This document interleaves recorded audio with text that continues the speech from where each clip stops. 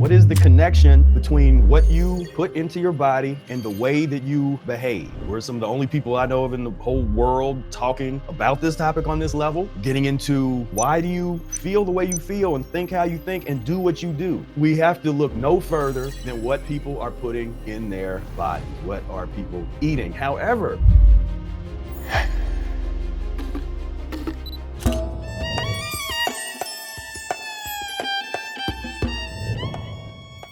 so without further ado, let me bring on my guest. Eli Martyr is an independent researcher, self-taught natural hygienist, educator, and professional stuntman. Athletics played a major role in Eli's development with a strong foundation in gymnastics, martial arts, and other sports. The spark for a lifelong interest in all things health affirming was lit. And you can see him on all kinds of movies, and you look for him. He's the guy that's twirling around, jumping off of buildings, or doing all kinds of things, or sometimes getting murked. Sometimes that happens. So give it up, everybody, to Eli Martyr. What's going on? What's going on, my man? What's going on? Thank you so much for having me. Unfortunately, getting murked is 99% of the job. If you become a stunt person, you're asking to get murked, and you're asking to get murked in very often uncomfortable scenarios and environments, with cold and wet, and your boots don't fit right. Yeah, it's glorious. It's glorious, let me tell you. Yeah. But thank you. I'm so happy that you invited me here today, and looking forward to just sharing everything that we've got for everybody. So yeah, man. Yeah, definitely. And everybody go follow. If you're not already following Eli, go check out his YouTube channel. He's got some excellent content on there, the Free Melon Society. And I really like the recent series on the co-opting of veganism, but he does some real nice in-depth studies on things related to physiological liberation. So let's get on into this. All right, so what we're talking about today, could diet be a causative factor in determining human behavior? And me and Eli giving this presentation, but I want to give a shout out to Brady and JC of the Mucus-free Life Research and Development Team, who helped to compile some of these notes. And this is some of the kind of stuff that we do in our little group where we research and analyze things and get into some really interesting stuff. Let's get into it. So my question, what kind of modern studies exist as it pertains to what people eat and then how people behave, how people act? It's one of those things that if you are an observant human being, you can see a correlation. So you would maybe assume that there's a plethora of studies that just make so much sense, and everything that you feel in your gut, you can just go find, and everybody would just be like common knowledge. Not really. There's a problem. Overwhelming number of scientific studies in the field of psychology, and there's a few different things here and there, but it's really a taboo. Most of them are correlational, survey-based summary of many correlational studies, and it's the language is usually very soft. It's kind of like people talking about talking. We saw this, but way more studies are going to have to be done before we come to any conclusions, and therefore no conclusions are ever actually reached. So psychologists rarely explore causation in non-experimental research due to the large number of variables, and it's become fairly taboo. So some do argue that this hinders the progress of the field. And many of the most influential, because that's kind of what I was like, all right, well, let's look into what studies are actually influential, because there's always a bunch of different studies you can find. But what's influencing people? And many of the most influential studies are ones that are bought and paid for by the meat, dairy, food, agricultural, marketing industries. And this is an interesting book that Meat Hooked, The History and Science of our 2.5 million year obsession with meat. And it says many of the most influential studies are ones brought and paid for by the meat and dairy industry. And in the book, the science journalist Marta Zaraska claims that scientific research in nutrition can either be tainted by influence or dull and uninteresting it's almost on purpose. And dull and interesting, it's, counting your calories and this nutrient and that nutrient. And, this is your, like I say, most people get their introduction to nutritional theory from Tony the Tiger or from Captain Crunch or some kind of Saturday morning cereal commercial, because it's always part of a balanced breakfast, even if it's little cookies in a bowl. It's part of your balanced breakfast. And so that's where, when most people want to start having a conversation about nutrition, that's why I can't take you seriously, because I know where you learned your nutrition. Most people, I know where you got your nutrition from. So, and the other point that she made was it's either real dull or the microbiome fad, which we talked about before. That's all the rage right now, is connecting everything to that. So if you're new here, I'm Professor Spira. I practice something called the Mucusless Diet Healing System by Professor Arnold Ehret. I've done so for over 22 years, and I've helped thousands and thousands of other people. Ever had any questions that you wanted to ask me personally? Then I want you to join the Mucus-free Life membership. When you do, you're going to get direct access to me. I do 2 coaching calls per month. You bring your questions in, and we're going to go through everything. We have 2 accountability calls per month. We have our own social media platform called Mucus-free Social. You also get access to the menu and recipe library. We also have exclusive training sessions, workshops with me, all kinds of fun stuff planned for the membership. My opinion is reading the book alone is not enough. So many people have read the book, but they didn't have the structure, support, and accountability to keep them on track, to decode certain things that were still confusing. That's what the membership is all about. You're going to have access to a community of people that actually care about your success. There's nothing else out there that's like this, because there's nothing like the Mucusless Diet Healing System. This is one of one. You want to get the benefits out of it, then you're going to want to join the Mucus-free Life membership. Click the link right now. See you in there. I'm just going to go through a few quick articles real quick, then turn it over to Eli. I'm going to get in a little terminology, but the taboo against explicit causal interference and non-experimental psychology, and suggests that not directly addressing causes in psychology research slows progress and policy impact, and advises talking openly about causes to improve research and understanding. There's a number of studies that connect and examine diet. This one, if I'm allowed to say that word on YouTube, what they say, self-unaliving or whatever.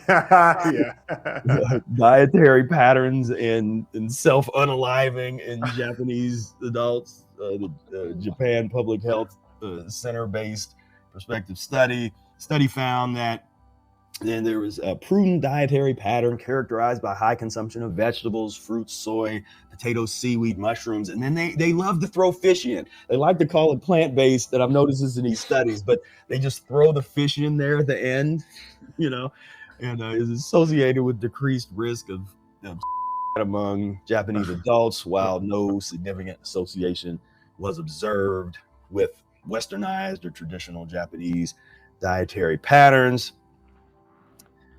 And we got the association between consumption of fruits and vegetables with ideation. Study found that adults in Korea who consume fruits and vegetables more than once per day had a lower risk of experiencing ideation, with the association being stronger for vegetable consumption than for fruit consumption. So the point is, there's a bunch of these different kinds of studies, and they're all, oftentimes the language is real soft, and they're being very objective, as they're taught to do, and you looking at the numbers or this kind of stuff, a lot of quantitative research, and if they make a qualitative statement, it has to be fairly soft. This was a vegan diet. There's a number of things on recidivism rates in prisons, and this was interesting. Implementing a vegan diet in Victor Valley Medium Community Correctional Facility led to a dramatic reduction in recidivism from 95% to under 2%, demonstrating significant behavioral improvements among inmates participating in the program, which also included rehabilitative education and activities. Now, wouldn't you think that that's good news? Wouldn't you think that would be something that they'd be talking about on the news, or that we'd be hearing about? And then, oh, and then let's change some policies. Let's implement. Well, but that's not gonna go well. That's not gonna that's not gonna work for people that's making a lot of money off of the keeping people in prisons eating horrid food that's only going to make their behavior worse and worse. This Prison Food in America book would be something to follow up there to get a little context for that.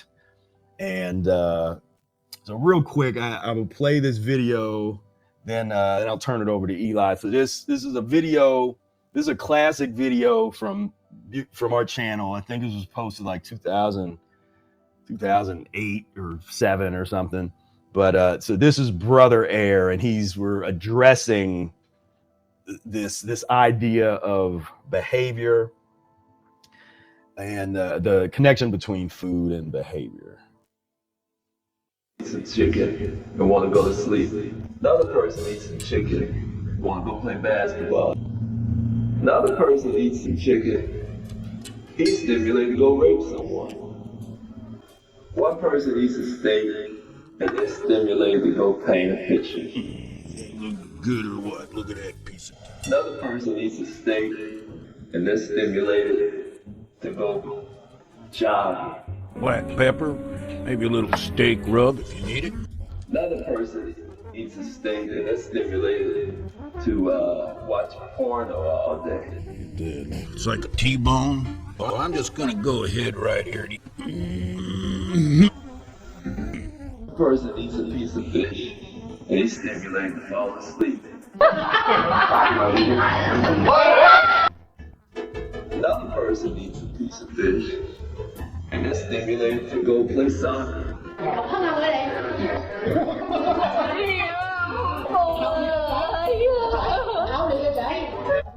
Another person eats some fish and he's stimulated to shoot up the college, blow everybody away in the college dorm. So in rehabilitating people, when we talk about the jails trying to rehabilitate, first you have to start with what they're putting in their mouths. Take mucus and pus out of the equation.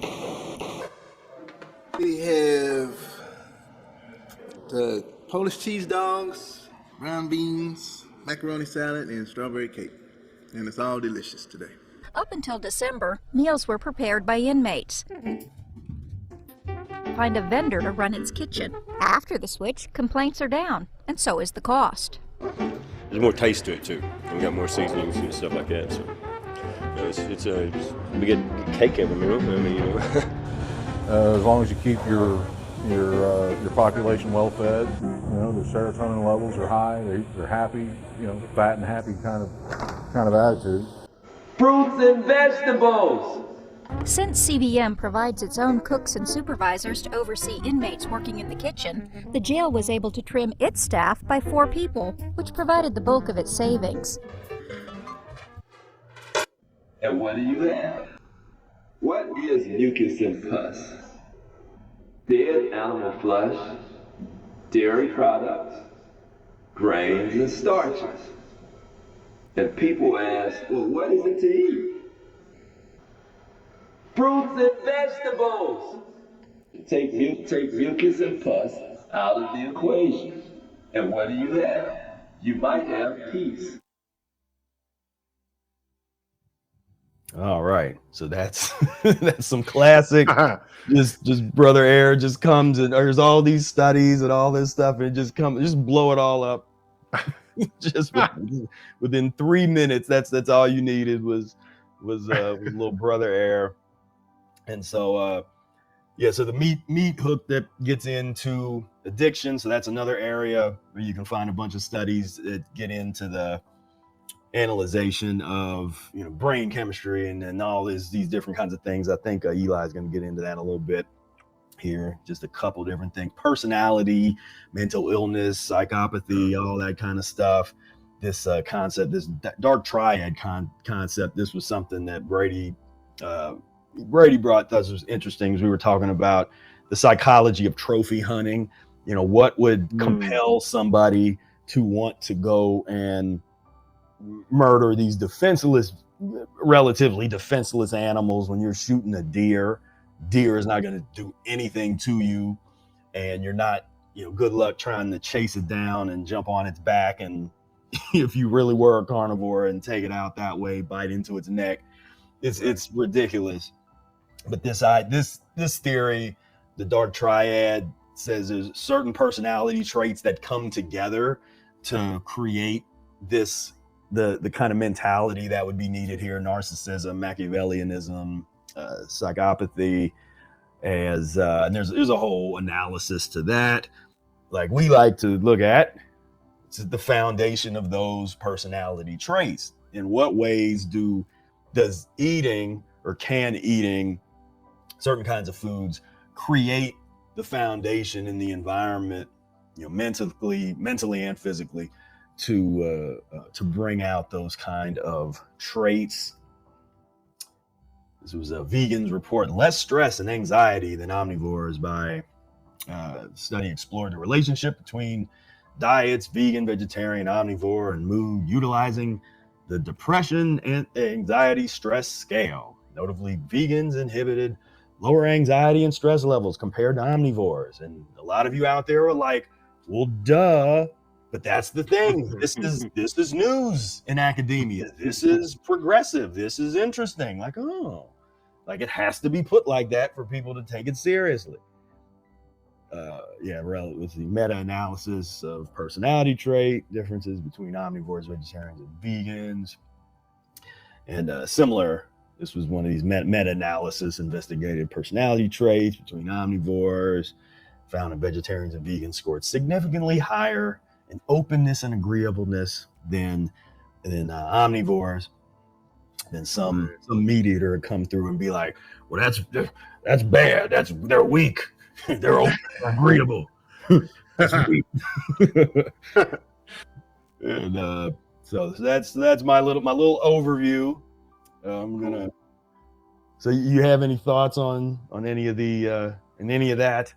Yeah, thank you. Yeah, that's great that you bring everything up. And it's interesting about the hunting thing. I think because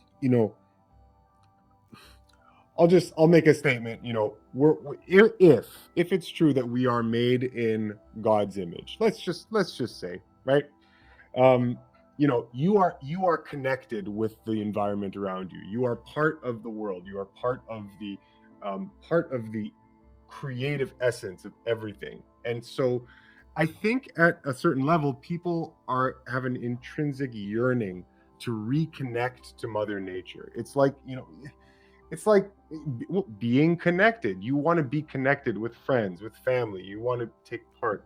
And I think that we want to always be connected as best we can.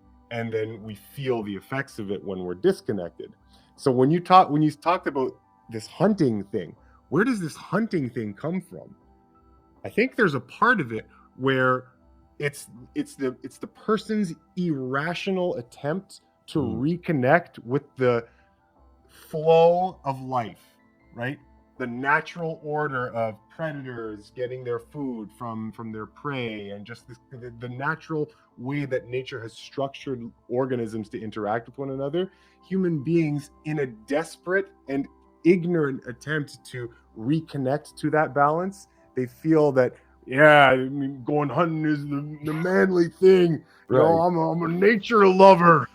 I respect. Tell me how often you've heard this. I respect the animals that I shoot, even though I could walk across the street and get a full week's supply of groceries. You're gonna go out and that makes you feel. Anyway, So I think I think that's what they're doing. I think they're trying to irrationally reconnect to this natural order, but they're doing it in an incorrect, misguided way. Right? Yeah, like because it's corrupted by, again, their lifestyle habits and where they have degenerated to.